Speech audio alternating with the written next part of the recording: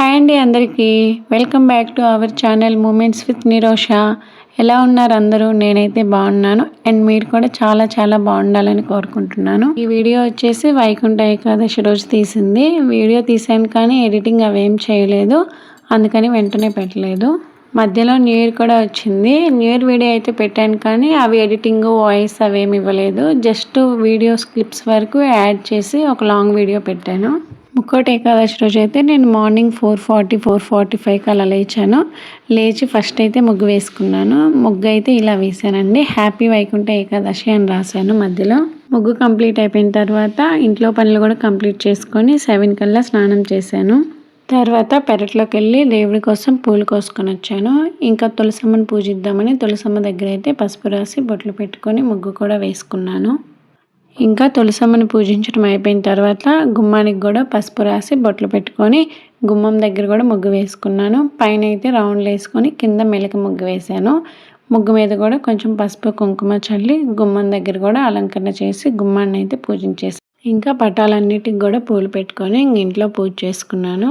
ఈరోజు అయితే ప్రసాదం ఏం చేయలేదు. ఇంట్లో ఫ్రూట్స్ ఉంటే ఫ్రూట్స్ పెట్టి పూజ చేసేసాను. ఈ ముక్కోటి ఏకాదశి రోజు విష్ణు ఆలయాలన్నింటిలో కూడా మనకి ఉత్తర ద్వార దర్శనం ఉండిద్ది కదండి. అందుకని మా ఫ్రెండ్స్ మా వదిన అందరం కూడా గుడికి వెళ్దామని అనుకున్నాము. అందుకని ఇంట్లోనే పూజ త్వరగా కంప్లీట్ చేసుకొని గుడికి వెళ్ళడానికి అన్నీ కూడా సర్దుకుంటున్నాను. గుడి అయితే వెంకటేశ్వర స్వామి గుడికి వెళ్దామని ముందు రోజే అందరం డిసైడ్ అయ్యాము.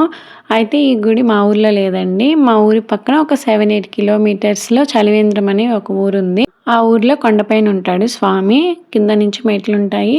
బైక్స్ కార్లు వెళ్ళడానికి కూడా సపరేట్గా రోడ్డు ఉంది. ఎవ్రీ సాటర్డే కూడా కొండ దగ్గర నుంచి మా ఊరికి ఫ్రీగా బస్సు వస్తుంది. సాటర్డే కాకుండా విడిగా అన్నప్పుడు ఇట్లా పండగలప్పుడు అకేషన్స్ అప్పుడు కూడా గుడి దగ్గర నుంచి బస్సు పంపిస్తారు. ఈ బస్సు అయితే 9కి 9:30 కల్లా మా వీధిలోకి వస్తుంది ప్రతి సాటర్డే కూడా. ఆ టయానికల్లా మేము గుడికి వెళ్దాం అనుకున్నప్పుడు రెడీ అయి ఉంటాము. ఇంకా ఆ రోజు అయితే బస్సులో గుడికి వచ్చేసాము. కింద అయితే స్టార్టింగ్లో ఆంజనేయ స్వామి పక్కన విఘ్నేశ్వరుడు టెంపుల్స్ ఉంటాయి. పైకి అయితే స్వామి దగ్గరికి వెళ్ళాలంటే మెట్లెక్కి వెళ్ళాలి. మధ్యలో కూడా చాలా టెంపుల్స్ తగులుతుంటాయి. అవన్నీ కూడా వీడియో తీయలేదు, బాగా ఎండగా ఉంది. పైకి వెళ్ళేసరికి క్యూ చూసారండి ఎంత పెద్దగా ఉందో. అక్కడ స్టార్ట్ అయితే గుడి చూడండి అక్కడ ఉంది, అక్కడి వరకు కూడా క్యూ ఉంది. ఫస్ట్ కొండ ఎక్కినప్పుడు అయితే ఆ క్యూ చూసి మా అందరికి కూడా భయం వేసింది, ఈ క్యూ అంతా ఎప్పుడైపోయిద్దా అని. కానీ మేము కూడా ఇంకా క్యూలోనే నిలబడి ఇంక నిదానంగా వెళ్తున్నాము. ఎక్కడో వెనుకున్నాము మేమైతే.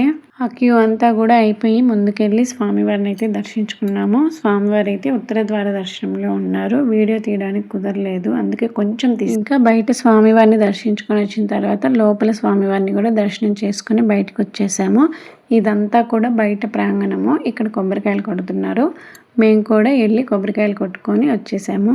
కొబ్బరికాయలు కొట్టుకొని లోపలికి వెళ్ళి స్వామివారికి ప్రసాదాన్ని సమర్పించి అందరం కూడా గుళ్ళోనే కూర్చొని గోవిందనామాలు చదువుకున్నాము.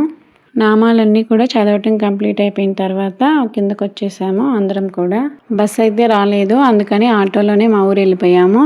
నాకైతే వైకుంఠ ఏకాదశి రోజు ఇలా గడిచింది. ఈ వీడియో నచ్చితే లైక్ చేసి సబ్స్క్రైబ్ చేసుకోండి. బాయ్.